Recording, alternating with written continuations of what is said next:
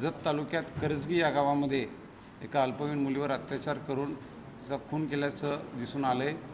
तर त्या दृष्टीनं पोलिसांनी तात्काळ त्या घटनेची माहिती मिळताच गावामध्ये जाऊन जो संशयित व्यक्ती आहे तो निष्पन्न केला। त्या आरोपीला अटक करण्यात आलेली आहे आणि त्या ठिकाणी उमदी पोलीस स्टेशन इथे गुन्हा क्रमांक 26/25 हा दाखल करण्यात आलेला आहे।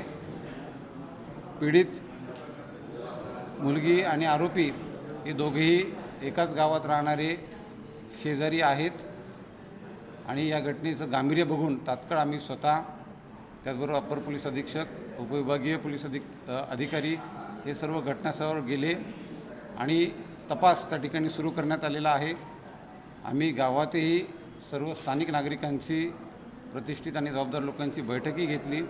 त्यामध्ये सगळ्यांची जी मागणी आहे की त्या ठिकाणी कायद्याची तरतूद आहे, आरोपीवर गंभीर स्वरूपाचा गुन्हा असल्याने त्याला कठोर शिक्षा मिळावी, त्यासाठी पोलीस विभाग पूर्ण प्रयत्न करणार आहे। आम्ही फास्ट ट्रॅकवर ही केस चालवण्यासाठी माननीय कोर्टालाही विनंती करू आणि लवकरात लवकर सर्व ठोस पुराव्यांवर आधारित दोषारोपपत्र माननीय कोर्टामध्ये आम्ही सादर करू।